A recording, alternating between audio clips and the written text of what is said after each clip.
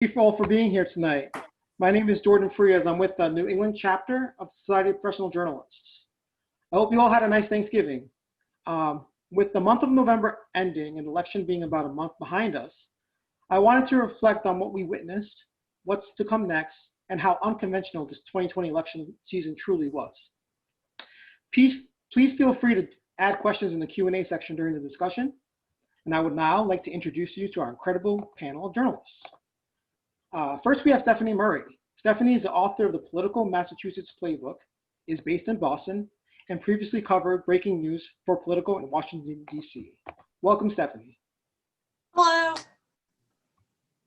Next, we have John Keller. John is a political analyst for WBZ-TV and CBSN Boston, and a weekly columnist for the State House News Service's Master List. So welcome, John. Good to be with you.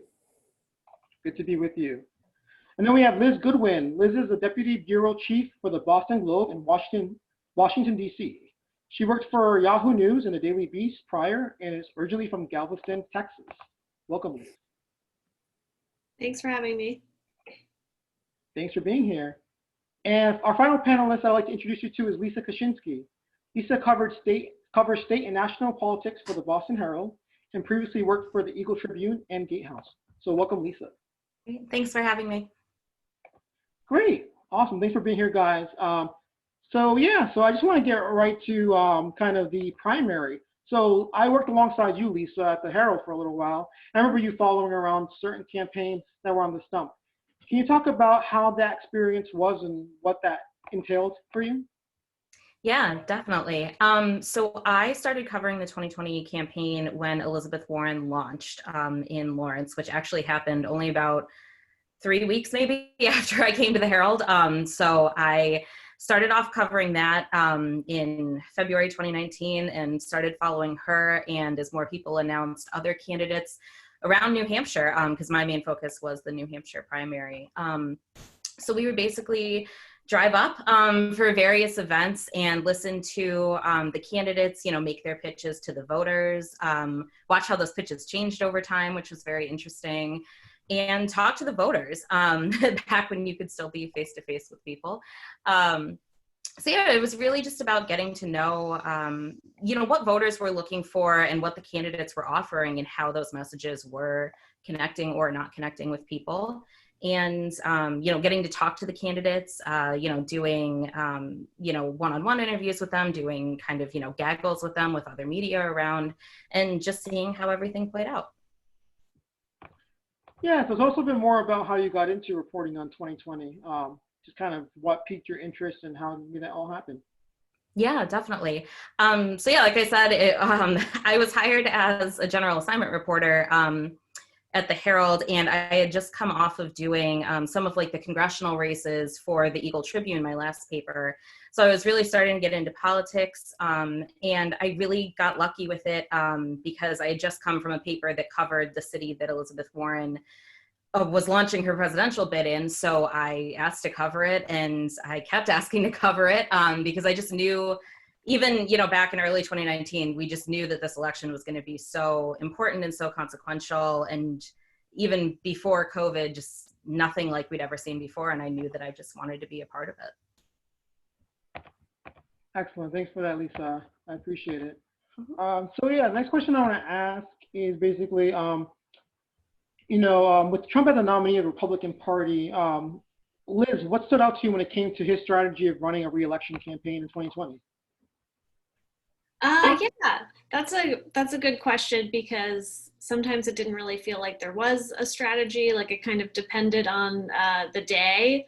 But I think, from the midterm, what was kind of interesting to me is he talked a lot about the caravan. I don't know if you guys remember that, but it was sort of around the time when he was really focusing on the squad should go back to wherever they came from, and the caravan. So it was a very doubling down on this strategy of,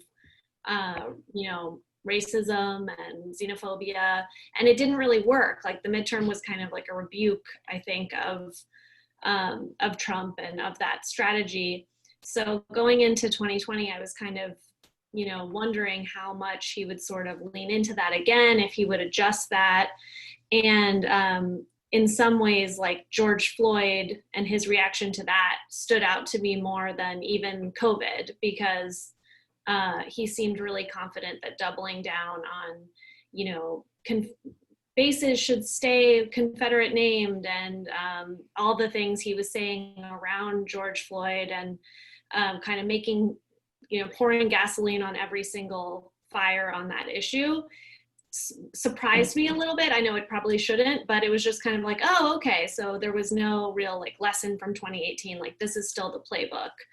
And so that was something I wrote some stories about and was focused on. And it was interesting because in the polling, which now I'm like, why did I ever write a story with a poll in it? But it kind of suggested that he was losing people with that people consistently rated him really low on his race relations. That was like sometimes even lower than the COVID, because people were more divided on COVID, I think.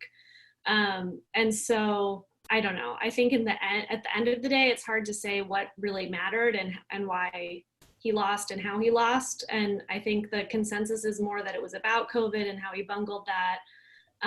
But when you look at some of those areas where he underperformed, I do wonder if like turning off like suburban moms or whatever with the way he just kept going, hammering on the racism, like if that ended up being as important as COVID.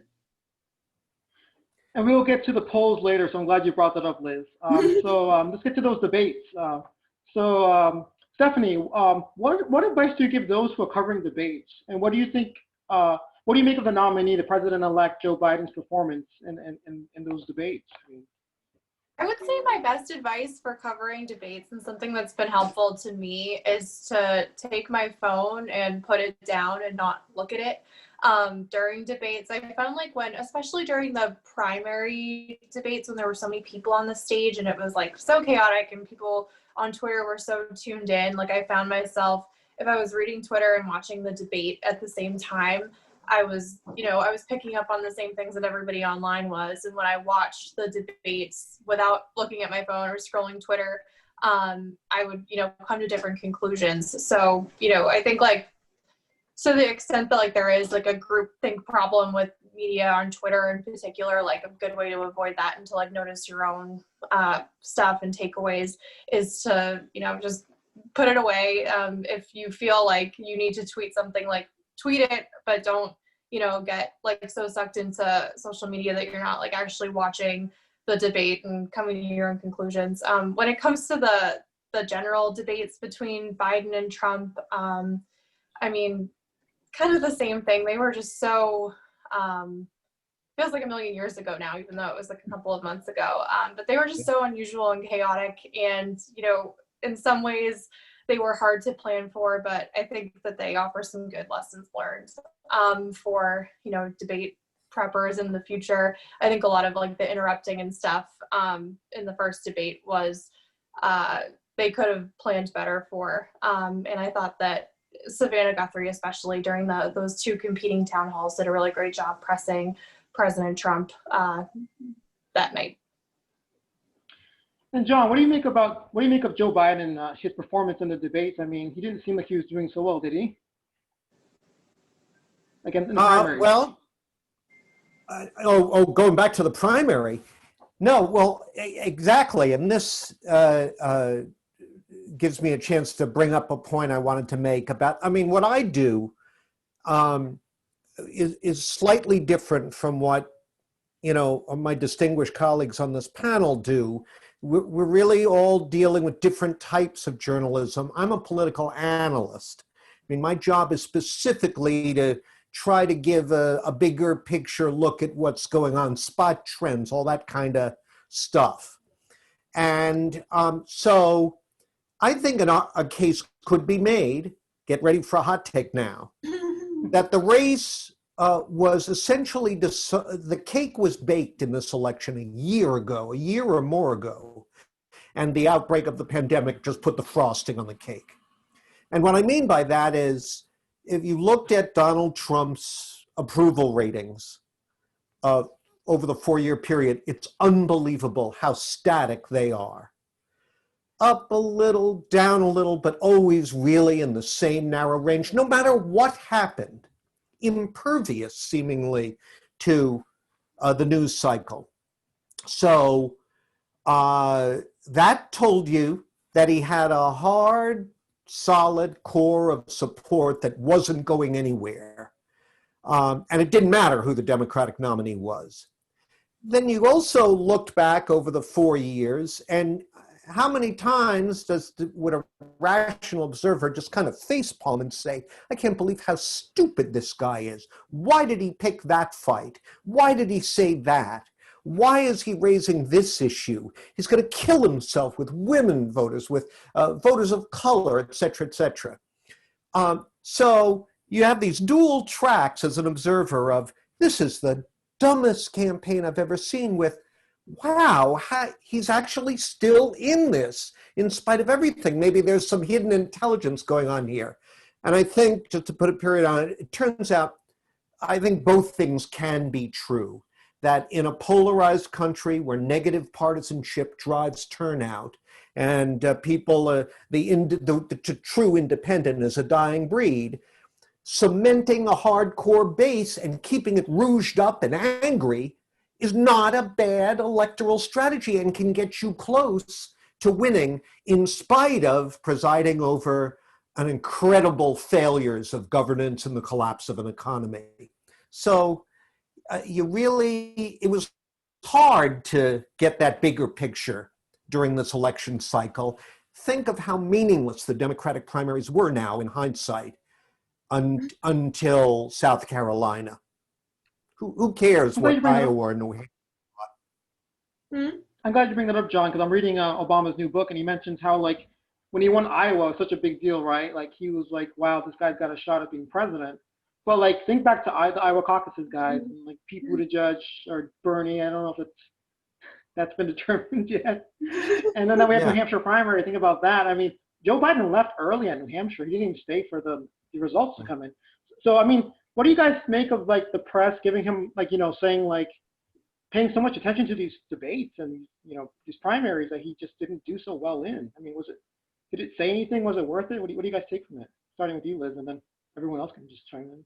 Yeah, I mean, I think covering the primary is definitely worth it. I think the question is more for Democrats than journalists. It's more a question of, like, is it a smart idea to have the first 2 states be like 95% white? It's not actually 95%, but it's like very, very white, when that is not what the Democratic primary voter looks like. So are you just kind of leading people on a wild goose chase by having these 2 states go first? I don't think it's like our fault, but it definitely was very depressing to, like, spend months and, going back and forth to Iowa and then having their caucus not even have results because of the app and all of that. That was a very discouraging night. Kind of set you up for 2020, though. It was like realistic introduction to the year. Liz, to add to your point, I mean, I think, like, part of the problem with the way people look at the primaries is, like, what we're doing is not predicting the winner, it's covering the people who are running. And whether, I mean, the first primaries and caucuses stay in New Hampshire and Iowa is one thing, but the opportunity to, like, get close to the person who's going to be the president is really valuable. I mean, we were all on the trail at different points, like seeing Joe Biden, Elizabeth Warren, Bernie Sanders, all of these people, asking them questions. They had to get up close with voters. And I think that was something that was really lost, that always gets lost once the election turns to the general portion, but especially during the coronavirus pandemic, when that kind of retail politicking was lost, but also, like, the press's ability to question the people in charge. And so that opportunity to, like, have moments on the trail asking questions, I think is really, really important. Yeah, Stephanie, to that point, that was definitely something that got lost and that made it harder to cover the election, at least for those of us that weren't able to either cover President Trump or now President-elect Joe Biden up close and personal when they did start resuming campaign events. There was just something about the access to both the candidates and to the voters that was so important, and was probably my biggest takeaway from the primary, was less the candidates themselves, but talking to the voters and learning what was important to them, and then sort of being able to think about, watch their minds change over time. I had a group of voters that I followed for probably about over a year, even through the general election, and watching their thoughts on the candidates change over time with various issues or with various ups and downs in the primary.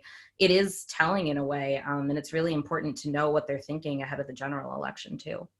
Yeah, I couldn't agree with you more, Lisa. I mean, that's what it's all about.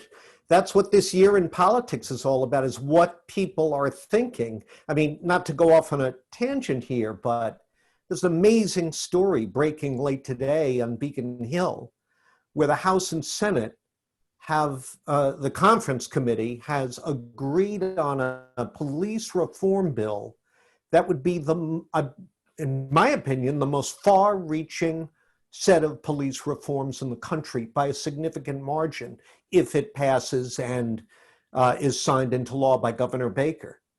And that would not have happened without people in the streets all summer. Just no way. Not on Beacon Hill, which has been a real lapdog of the police unions for a long, long time. So you're absolutely right. Listening to people and seeing how their opinions changed over the race, what was fascinating. It was also interesting how they didn't change. One quick point, all along in polls and in one-on-one interviews, I'm sure all of you got the same thing. When you talk to anyone who wasn't a straight-up Trumpkin, they would basically tell you this is about who can beat Trump. That was the overwhelming animating force for the non-Trump vote all the way through to the end. And early on, it appeared that Joe Biden was the answer to that question. And he performed so poorly that we're looking at it, and there's Pete Buttigieg, and he's all bright and funny, and Amy Klobuchar, with her big New Hampshire Joe Mentum, and you look back at it, it all seems like it really, in hindsight, was just a footnote compared with what people were saying all along about what this was really all about. I'm glad you brought up Beacon Hill, so let's bring a little local. So we did have a senator who ran for president over here. So, I mean, she lost Massachusetts, I mean, that was a pretty big deal when Joe Biden won Massachusetts and she lost. She came in third. So I guess my question is to whoever wants to start, just kind of, what did you guys sense from her and her campaign about the loss of Massachusetts? How big of a deal was it to her? Did they see it coming? Did it really hit them by surprise? Whoever wants to answer that can start. I mean, there was a pretty clear indicator to us as reporters that they saw this coming. Was the Warren campaign had invited the press to their election night watch party. And then as we got to Super Tuesday, they decided to close it to press and disinvite us and not let us in. So I think that was one indicator that things were going to go wrong. And I know that we'll talk about polls later on, but man, that was like a really interesting polling error. I mean, the weeks leading up to Super Tuesday was all about whether Bernie Sanders was going to take Massachusetts away and knock Elizabeth Warren into second place. Of course, she came in third. What happened in the days before was that big moment in Texas when Joe Biden was endorsed by Amy Klobuchar and Pete Buttigieg and got a bunch of momentum for Super Tuesday in one states that he didn't even go to. And so in some ways, the problem isn't all with polling, because polling's not, it can't predict, big moments like that happen in the days leading up to an election. But I mean, John, to your point, all of that just seems like a footnote now, that big Super Tuesday situation. Oddly enough, for such a prominent political figure and our senior senator, Elizabeth Warren and Massachusetts have always, I think, been a little bit of an uneasy relationship. She beat Scott Brown, but didn't beat him by any kind of landslide margin. Her approval ratings have never been that great, not up to the levels of, say, a Ted Kennedy when he was in office. And, you know, I think the thing is, and I say this with great respect, you know, Elizabeth Warren is probably the fiercest, most outspoken consumer watchdog in America.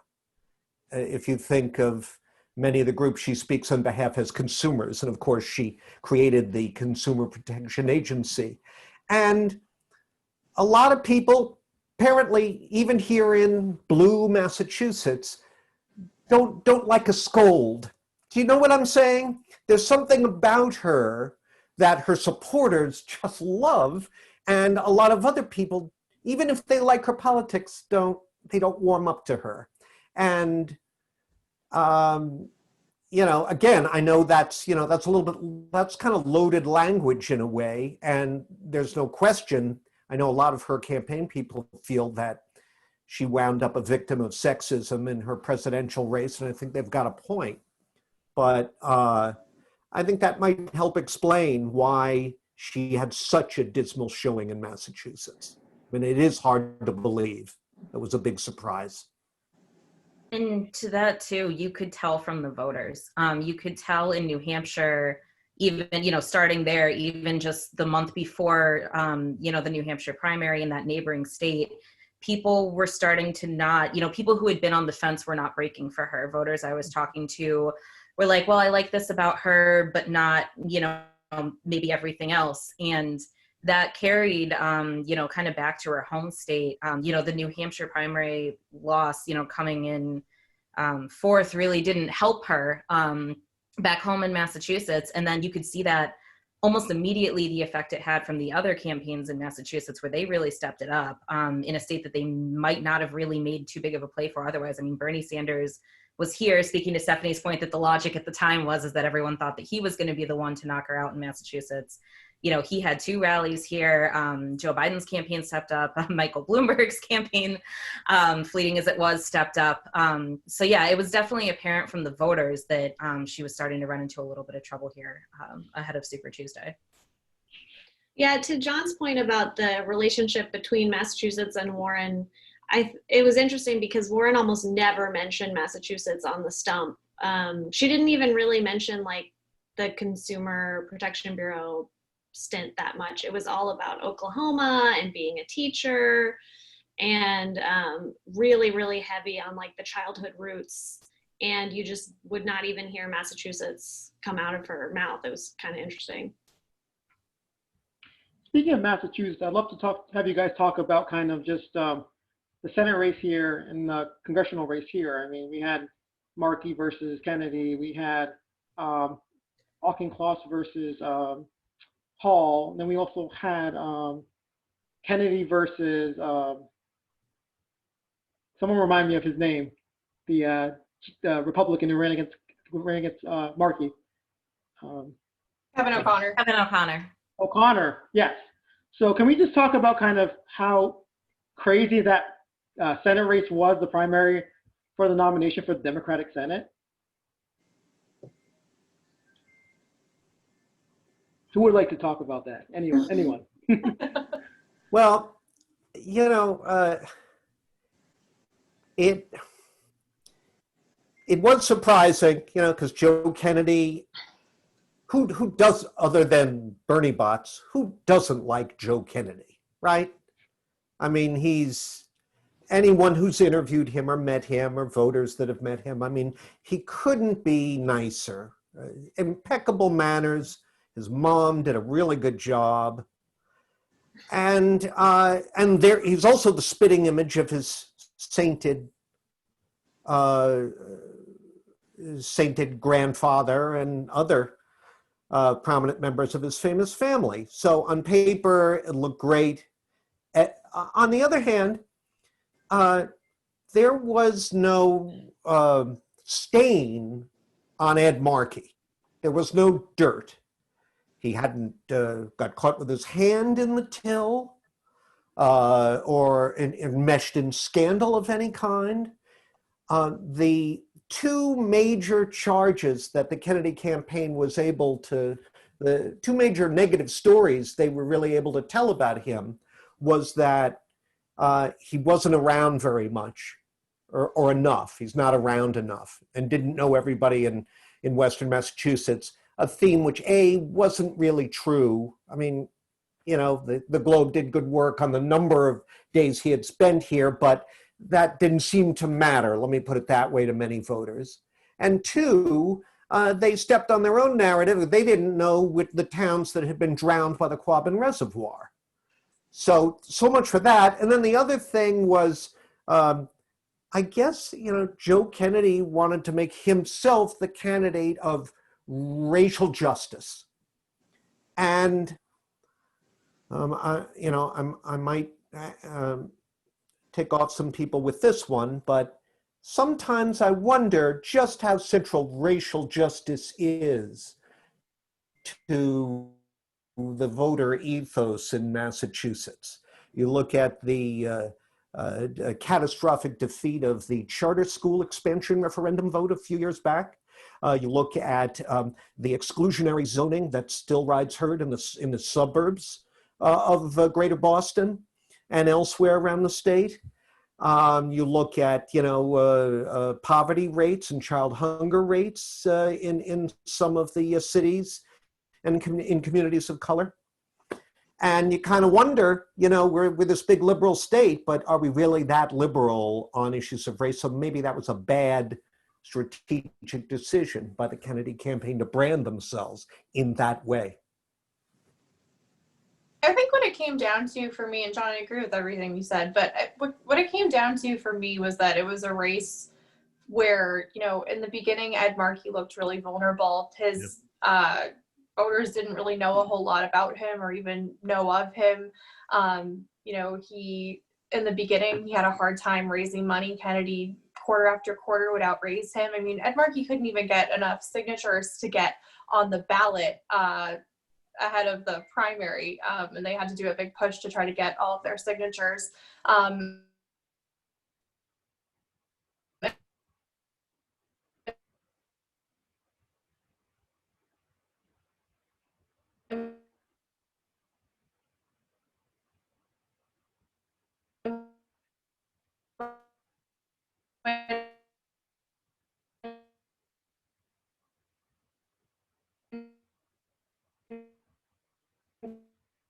Corona, the Markey people who had supported two of them, Markey did perfect storm for him to not only generate support online, but to turn that into fundraising, and then to turn that fundraising money into spreading your message on TV and online when everybody was stuck at home. And it was just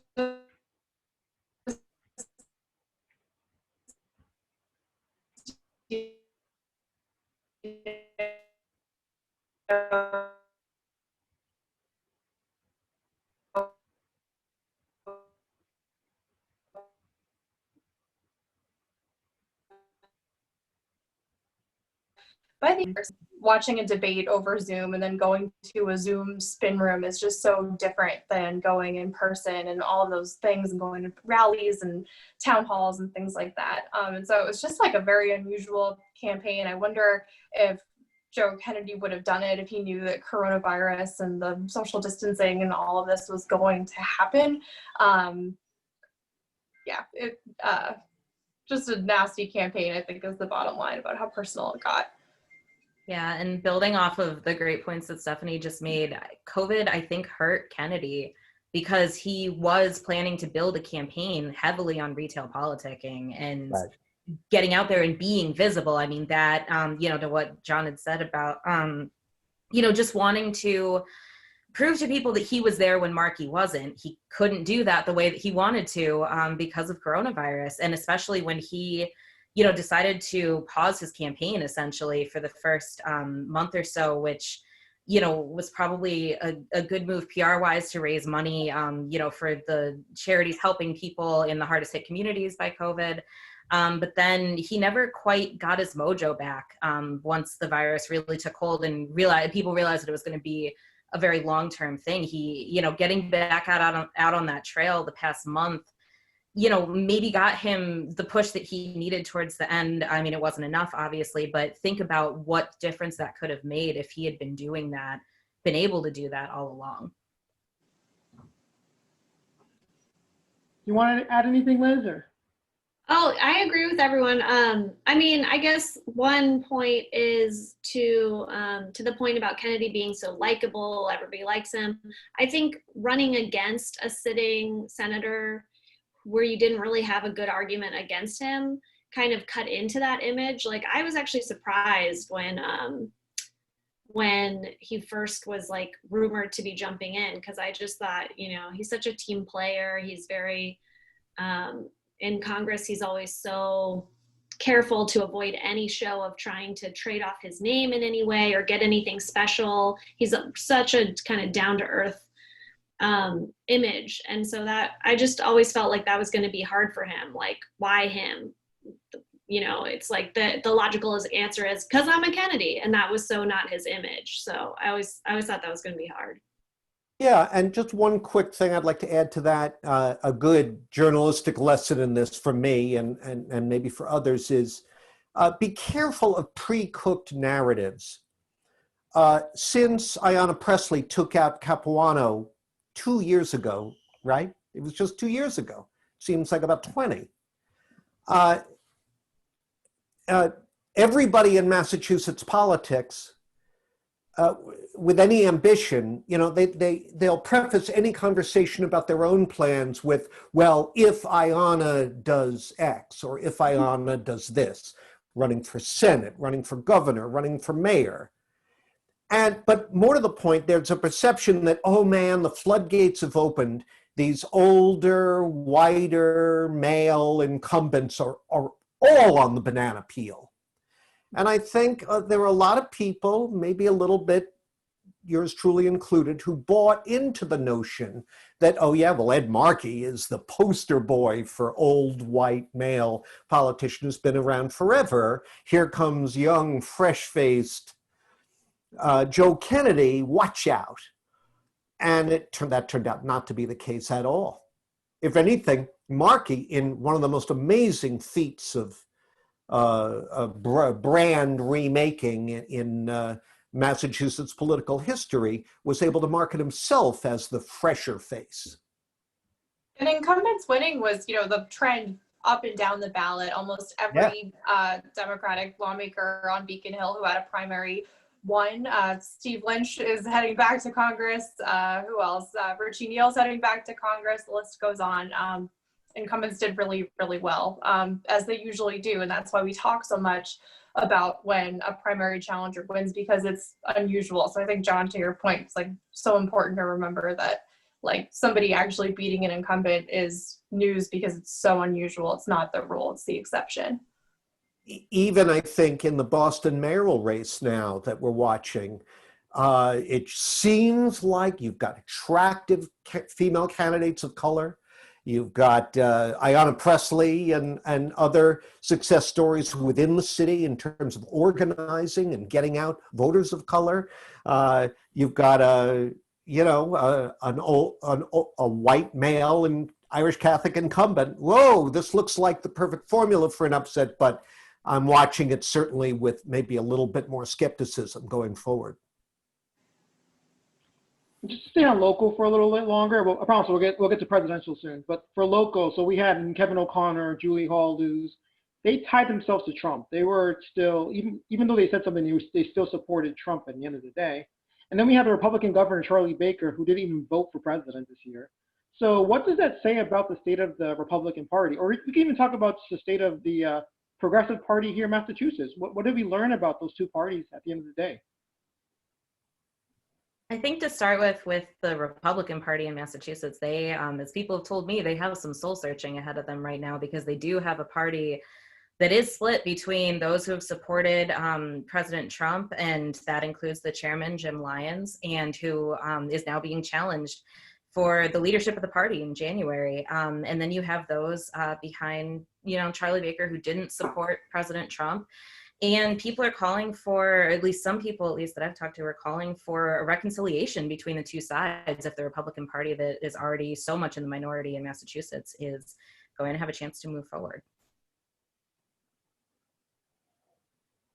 What about like the Democratic Party here in Massachusetts? I know there was a big ruckus over Gus Bickford being chair again.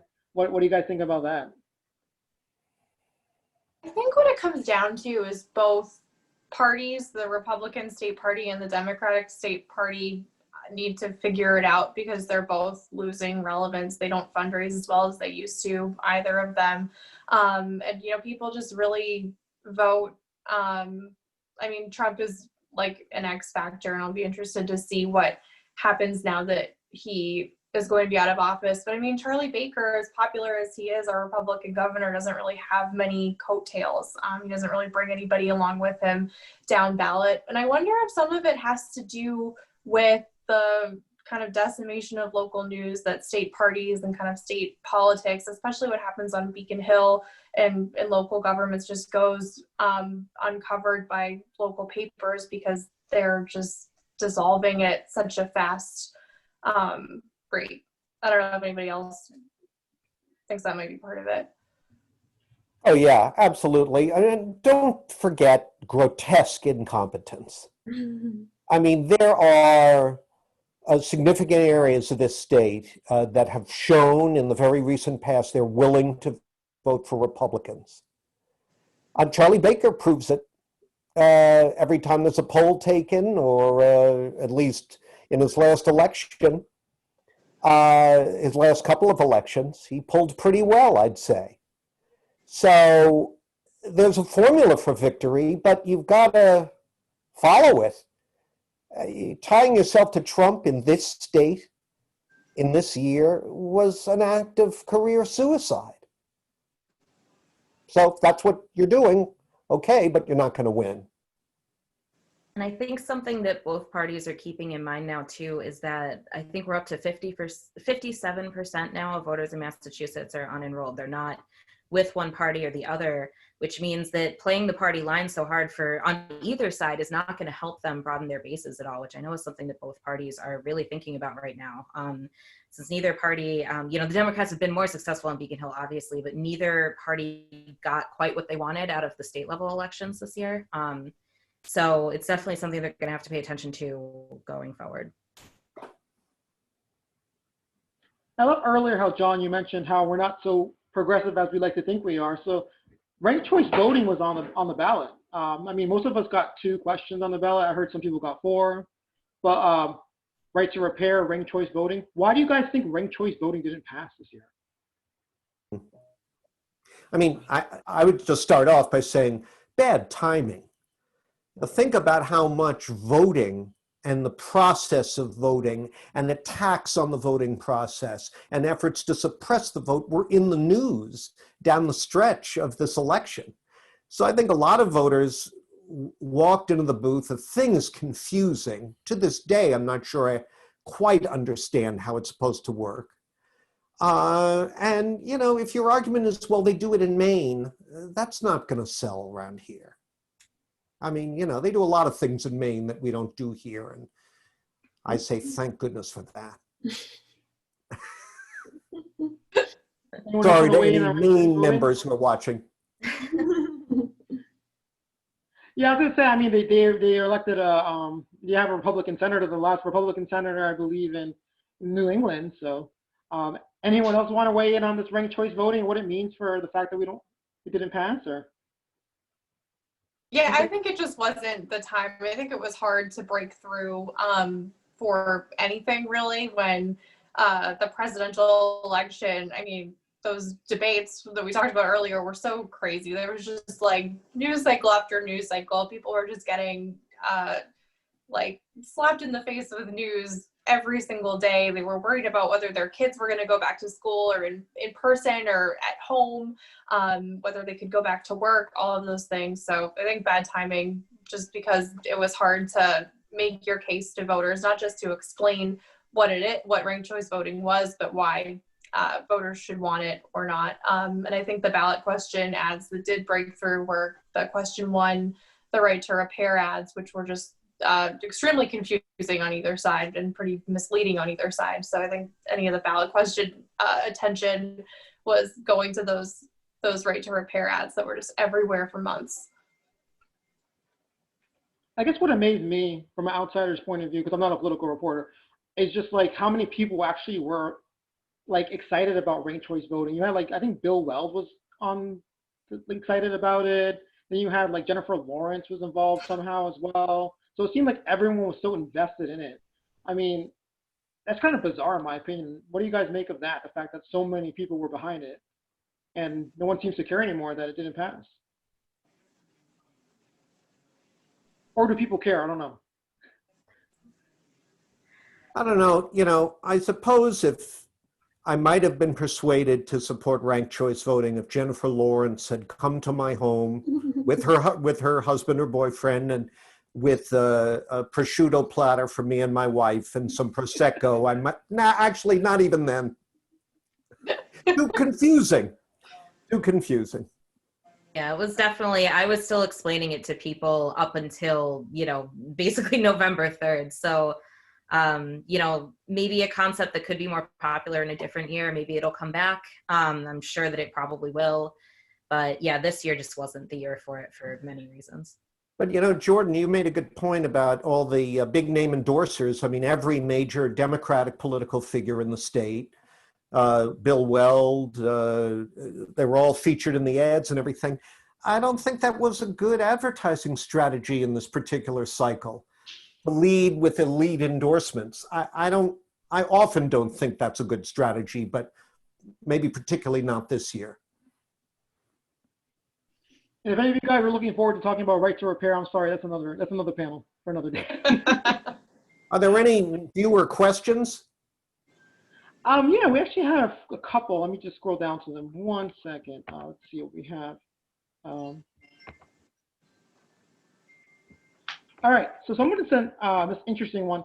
How do you balance the importance and need of reporting on local and state races with the demand for only national that they get from news consumers? This is like a chicken or egg situation, or is it partly their fault that people generally don't care about politics in their own backyard? So they want to know if it's kind of on us that people don't seem to care about politics in their own backyard, or if it's more so that just kind of it's hard to balance the need of reporting local versus national stuff. What do you guys think about that question? Yeah, we're in the DC bureau, we actually do a lot of national reporting, so I'm probably not the best person. I'm like the enemy in this scenario, but we do it from the local lens, which I think is good. But for sure, I've noticed even just on our site, national stories get a lot more page views, political stories, I mean. And so I imagine that does drive coverage decisions and things like that. I think Anyone else want to weigh in? I think at least for us, it depends. Sometimes, like the appetite will sometimes shift. What I've noticed kind of in the 2 years that I covered both the local and the national stuff, because I kind of did it all, it would shift depending on what was going on. You know, as we got, as we got towards November and towards the end of the election, you know, everyone wanted, and especially after the election, after November 3rd, everyone wanted the national stuff. I mean, that stuff was going through the roof. But there was a pretty big appetite, especially when the pandemic first took hold, for local political coverage too. People just were not paying attention to the national stuff at that point for probably, I want to say 2 or 3 months at least. Our readers, there was definitely a noticeable shift where they were actually, you know, they really were paying attention more to kind of what the local candidates were saying and doing, especially when it came to coronavirus. So maybe some of it's issue-based. I'm not really, I'm not really sure, but that is something that I noticed, that it would kind of go in waves with what people were more interested in reading. I think local news also has a delivery problem. You know, there's just, I go on like dozens of local news websites every night as part of my job, and it almost fries my computer.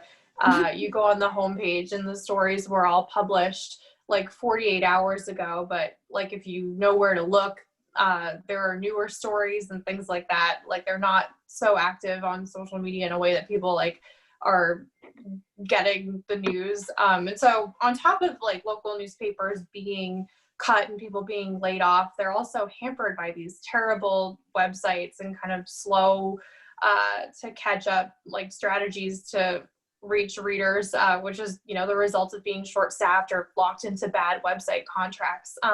So I think like if you are following people that cover local news and local politics, oftentimes the stories are better and more interesting than what's going on the national level. If you think about what happened in Fall River with the mayor a year or two ago, or, you know, there are stories all over the state every day where the information is really interesting and like there's more to it than what's happening nationally, which is, you know, 100 reporters tweeting that Joe Biden sprained his ankle. But the problem is that like it's just hard, it's really, really hard to find it even when you're seeking it out. And so I hope at some point, like if local news, there's a new iteration where people, you know, the information reaches people in a better way. Yeah, and certainly in the TV news, local TV news business, and I think this is probably true of other mediums as well, there's so many choices, there's so much content that pressure is put on editors, producers, and journalists to make each story, you know, have some pop, have a hook, perhaps more than ever. And what that means is you know, a hot presidential race, maybe, you know, a hot Senate primary with a Kennedy in it, or ads to fact check. People like that in this era, some kind of reliable fact checking. Is this true or isn't it? And also at the micro level, residents of Swansea are or Weymouth are outraged, a stormy town meeting tonight over the compressor project in Weymouth. People angry, people, you know, these are the elements that are going to make air or make print. And, you know, they're up at the State House where everything, you know, it's Charlie Baker and Bob DeLeo and Karen Spilka aren't much for public displays of emotion or anything, and the pace of progress is glacial. The State House has really taken a hit in terms of coverage of TV, almost entirely absent, other than, you know, dropping in and out, including my own station. And it's tough to get that part of the story out. We have a great question here. What are some strategies you use to speak with voters and maintain dialogue with readers during a pandemic? What advice do you have for building sources during this time? Yeah, I ended up doing a lot of voter interviews kind of near the end of the general election. I sat out the spring, and then over the summer we started getting out there just like with masks and everything. And it ended up being kind of lucky because the weather held up in most of the places I was reporting in, and I could do almost everything outside. And, you know, people were also mostly wearing masks, or if not, they would kind of stand far away. So I never really felt like I had to compromise my health to do voter interviews. There was one thing I almost went to, a Trump campaign event, and then it turned out it was inside, and I just bailed. I just got too freaked out because it was like a bunch of people without masks inside. And I know one of my coworkers did have to cover an indoor Trump campaign event, and she was pretty freaked and had to take a bunch of COVID tests, but they actually moved a lot of their events outside. So any rally I had to do, or had to do a Don Jr. event too, and it was all outdoors. So that was really good. And I mean, I just felt my spirits definitely lifted the first time I got to go back out there and interview people outside. It was just, and you know, then like the next story I wrote, it's like 1,000 times better than any story I had written in like 3 months, because it just makes all the difference. And it just gets you excited again to be reporting on the election. Yeah, Don Jr. is a real outdoorsman, isn't he? You know, I am, in spite of my youthful appearance, I'm well over 100 years old. So I was sent home the day the pandemic hit from the station and only made it into the building about 3 or 4 times for the balance of the summer and fall, and I have not gotten out and done the kind of face-to-face reporting that my 3 colleagues have. But I've done what I can, which is taken advantage of the fact that I have more time to do this and worked the phones. Having many more background conversations with good sources than I used to have time for. And I think that's really helping and paying off in terms of my understanding of what's going on. Although, no question, you miss a lot when you can't go out and talk to the folks face to face. You know, I still get approached at the Star Market because people do recognize me from TV. And they always have interesting information to add, but from a social distance. Lisa, Stephanie, you want to weigh in as well? Any advice you want to give those? I feel like I kind of had a cross of both of what Liz and John experienced, where I got to spend a lot more time on the phone. And obviously one of the silver linings, I guess, of COVID is that people are a lot more accessible by phone these days. Because I guess people are running around less. So that was actually really great to get to have some more of those, as John said, those off-the-record conversations around background conversations, and really take the time to find out what was going on. But then getting back out towards the end in the fall and talking to voters and kind of catching up on what we had missed in the past few weeks and months on the campaign trail and where people's heads were at. You know, especially trying to figure out on the Trump side of it, getting out into New Hampshire and talking to some of the people that were showing up to the campaign's events and to his events and what they were thinking. You know, it was very eye-opening. So I kind of got a little bit of both worlds for that, and just trying to talk to people as much as you can is the best way to get through this. The pace of my sourcing has really taken a hit. Since I started in this job and like about 2 years ago, my goal was to basically meet a new person over coffee every week. So every week that would be my goal, to go down to the Starbucks on like Charles Street on Beacon Hill by the State House and like meet one person a week who, you know, have a conversation for a half hour or an hour, and then keep in touch with that person and hopefully use them as a source, which is something that really worked out for me, and the pace was great. And just doing Zoom coffees and doing it over the phone is harder for me. Like the sources who I know and I've known for a long time, I talk to on the phone all the time, and that's easier. But, you know, meeting somebody over the phone or over Zoom is just a lot tougher. So I'm trying to correct for that and just hoping that we can get through this as quickly as possible. But yeah, there's just so much you miss when you're not there in person, like covering the Senate race, the primary, for example. Like I went on the trail towards the end, like everyone here. And I think it was like the second event that I went to in person, I met a source who had a shirt that said like, "Tell your father," or something like that, which was like a flashpoint in the Senate campaign. And then somebody else was like, "Oh yeah, here's a picture of Bob DeLeo holding one up." And that was something that became kind of like a big, or not a big news item, but like a little interesting tidbit. And then there was like fallout from it because the campaigns were talking about it. And so like this little item that kind of like told the story of how the Senate primary was like tearing apart, you know, relationships in the state, like in Massachusetts politics, and like putting strain and tension on everyone.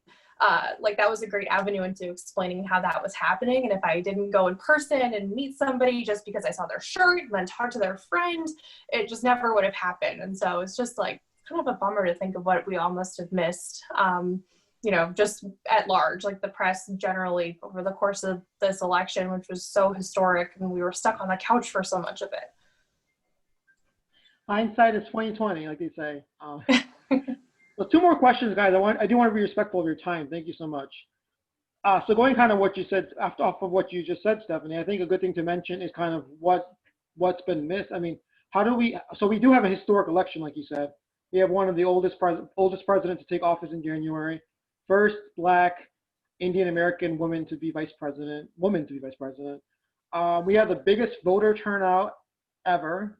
So my question to you guys is, what does that mean for going forward in terms of how we vote, what we see when it comes to voting tallies? And also, what does it say about our what do you guys think what's going to happen in the future with polls and how wrong they were?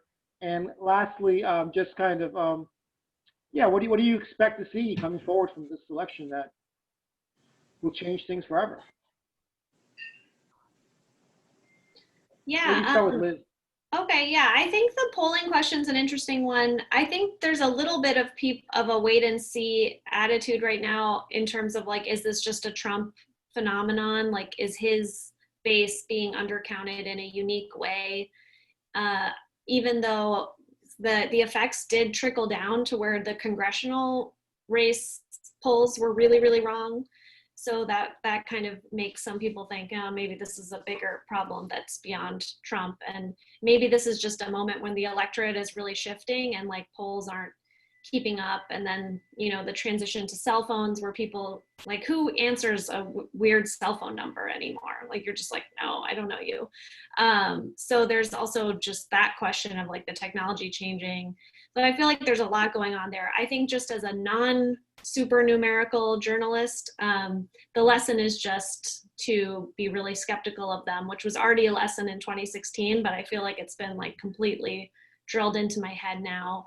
And we weren't super reliant on polls. I think we actually did a pretty good job overall, but when I look back, there's moments where I just wonder a little bit about how, you know, that's how I would have maybe changed a few things for sure. And I think a lot of people are feeling that way. Also, Yeah. Liz, I did want to ask you before you guys jump in, what do you think about mail-in voting, early voting, absentee voting? Is that here to stay? Will it be more of that?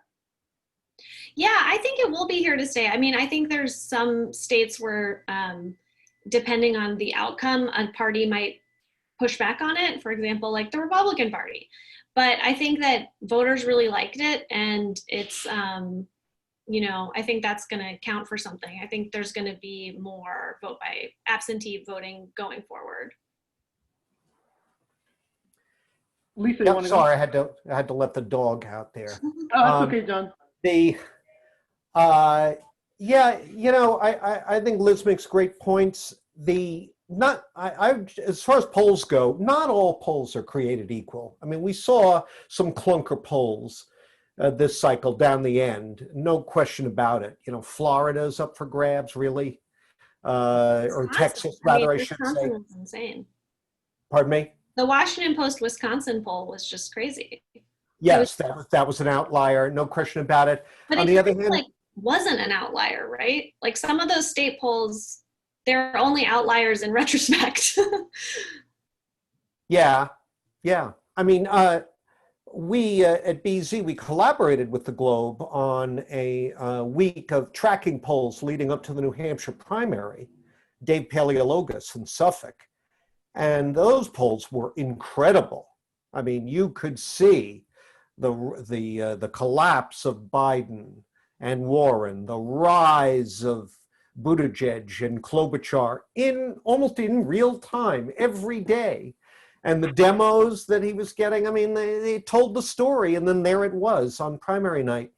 As far as, just before I clam up here, what to look for next, I mean, Donald Trump's one of his funny lines has been, oh, you in the media, you in the fake media, if I ever left, you'd all die, you'd all go broke because it'll be so boring, you have nothing to write about. Well, just one of many, many things that Trump is wrong about.